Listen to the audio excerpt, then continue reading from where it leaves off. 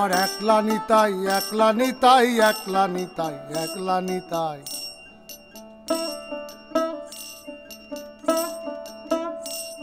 আমার একলা নিতাই, একলা নিতাই। উত্তর কলকাতার এক বনেদি বাড়িতে হয়ে গিয়েছে এক ছবির অ্যানাউন্সমেন্ট, পারিবারিক ছবি, যে ছবির নাম রাস। আর সেই ছবি কিসের গল্প বলবে, কি নিয়ে এগোবে, সেই ছবির গল্প সবটাই জানাবো আপনাদের। শুধু এখন জানিয়ে রাখবো যে এই ছবির ডিরেক্টর তথাগত মুখার্জি। তাহলে চলুন দেখি এই ছবিতে কারা কারা থাকবেন এবং কারা কারা এসেছেন আজকের অনুষ্ঠানে।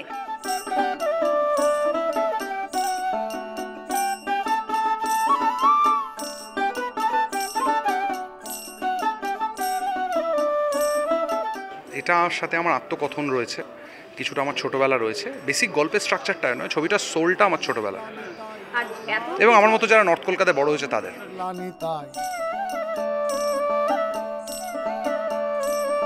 আমার একলা নিতাই, একলা নিতাই, একলা নিতাই, একলা নিতাই। গল্পটা বেসিকলি সে করে ফিরে যান, গোয়িং ব্যাক টু রুটস আর কি।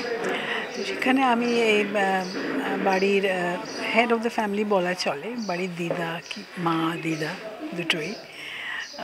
আমার পুরো পরিবারকে নিয়ে আমার যে সম্পর্ক, ইন্টারপার্সোনাল রিলেশনশিপ, এই নিয়ে গল্প।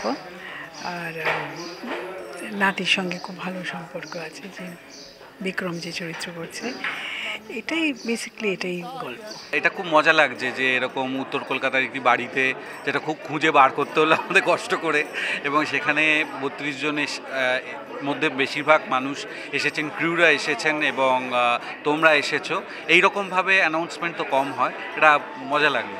ক্যারেক্টারটা ভীষণই দেবলিনার সাথে রিলেটেবল একটা চরিত্র, ভীষণই হাসি খুশি, সবার সঙ্গে হেসে কথা বলা বা কারণে অকারণে একটু বেশি হয়তো ইন্টারফেয়ারিং।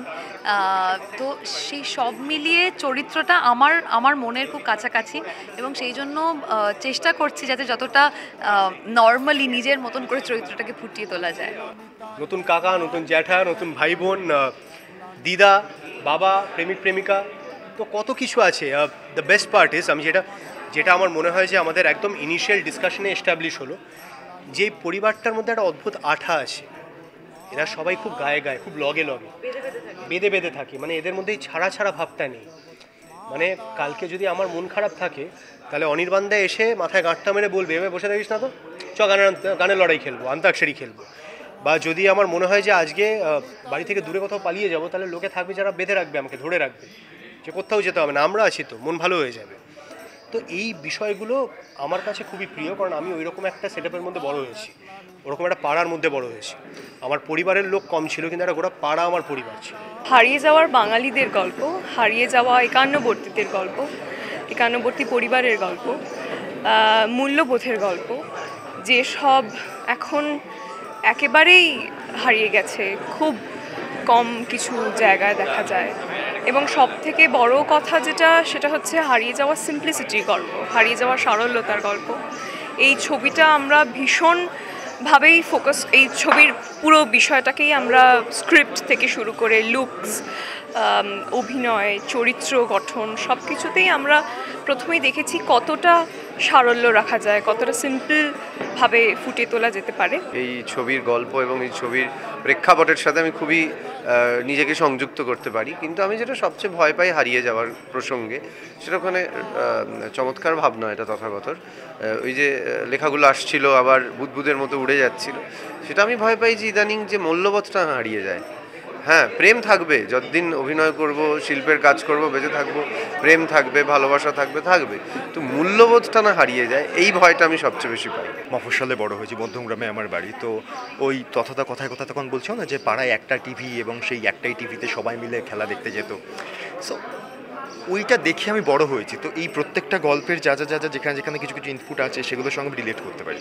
এটা তো এতগুলো মানুষকে নিয়ে ছবি, এটা উৎসবের ছবি, তাতে আমার ক্যামেরার পেছনে প্রত্যেকটা ফ্রেম, ক্যামেরার বাইরে যা হচ্ছে, প্রমোশন, সবটাই যেহেতু মাথা লাগাতে হয়, তাই ওই অভিনেতা হিসেবে ওই সত্তাটাকে তখন আলাদা করা কঠিন হয়ে যায় আর কি। ভটভটির সময় এটা ফেস করেছিলাম, খুব কঠিন ছিল ভটভটির সময় অভিনয় করা, বাট করেছিলাম, বাট এই মুহূর্তে চাইছি না। এরকম একটা 32-34 জনের পরিবার তো আমার দেখা নেই, তো ইটস এ লাভলি ফিলিং।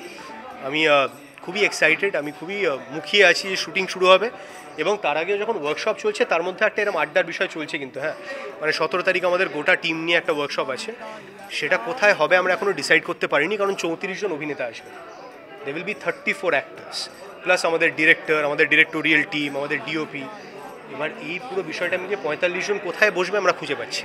টিজারে যেগুলো দেখানো হলো যে একটা একটা করে জিনিস যেগুলো হারিয়ে গেছে, কোথাও সারল্য হারিয়ে গেছে, কোথাও সম্পর্ক হারিয়ে গেছে, কোথাও বন্ধুত্ব হারিয়ে গেছে, কোথাও বাঙালিয়ানা হারিয়ে গেছে, এই সবগুলোই একটু একটু করে আমাদের সবার জীবনেই চলে গেছে। এবং এই যখন এই চিত্রনাট্যটা এটা না খুব সিম্পল একটা গল্প, এর মধ্যে কোনো জটিলতা নেই এবং সেটাই এর ইউএসপি। এখানে কোনো গোয়েন্দা নেই, এখানে থ্রিলার নেই, এখানে কেউ খুন হচ্ছে না, এখানে খুব খারাপ লোক কেউ নেই। এদের জটিলতা যেটা আছে সেটাও কিন্তু অনেক সরল। আগেকার মানে আমার খুব পুরনো বাংলা ছবির কথা মনে পড়ছিল এর যখন চিত্রনাট্য আমি পড়েছি। তো সেই দিক থেকে আশা করছি এটা আমরা যখন শুটিং শুরু করব সেই এক্সপিরিয়েন্সটাও এই যে এতজন মিলে, আমি অবশ্য এখন যে 32 জন বসেছিল কে যে আমার কে আমি এখনও ঠিক করতে পারিনি, কারণ শুটিংটা শুরু হয়নি। আমি শুধু আমার দাদাদের চিনতে পেরেছি, আর আমার স্ত্রী করবে যে তাকে চিনতে, আমার মাকে চিনতে পেরেছি, বাকি সবার সাথেই কোনো রকমভাবে সম্পর্ক আছে, কিন্তু এখনও ঠিক বুঝে উঠতে পারিনি। এটা শুটিং হলে বুঝতে পারব। আমার একলা নিতাই, একলা নিতাই, একলা নিতাই, একলা নিতাই।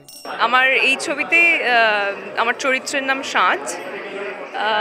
সাঁঝ দর্শকরা আমাকে এতদিন ধরে যেভাবে দেখেছে ইন্দুবালা বা পরে আমি যেগুলো করছি সেগুলোতে আমাকে যেভাবে দেখেছে সম্পূর্ণ অন্যভাবে এই চরিত্রটা দেখবে। আমি নিজেও খুব এক্সাইটেড এরকম ধরনের একটা চরিত্র করতে। আমার একলা নিতাই, একলা নিতাই, একলা নিতাই, একলা নিতাই, হরিনাম দিয়ে জগৎ মাতালে আমার একলা নিতাই। আমি রক্তিম চরিত্রে অভিনয় করছি, যেটা বিক্রম বলার চেষ্টা করছিল যে এই ছবির ইউএসপি হচ্ছে সিম্পলিসিটি। সব চরিত্রগুলোই তার সারল্যগুলো মানে রয়েছে সব চরিত্রের মধ্যে, সেটা দারুণ লেখা হয়েছে। তো তার মধ্যে আমার চরিত্রর, আমরা যদি সাদা ভাষায় বলি যে এর ধূসর দিক আছে, কিন্তু সেই ধূসর দিকের জাস্টিফিকেশনও তার কাছে আছে। যদি বলা হয় যে কিন্তু সেই ধূসরতার মধ্যেও এক ধরনের সারল্য আছে।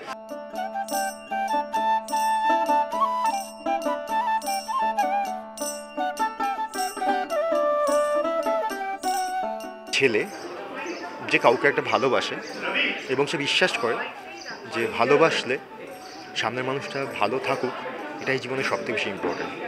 সে তার হয়েই সারা জীবন থাকুক, এটা ইম্পর্টেন্ট না।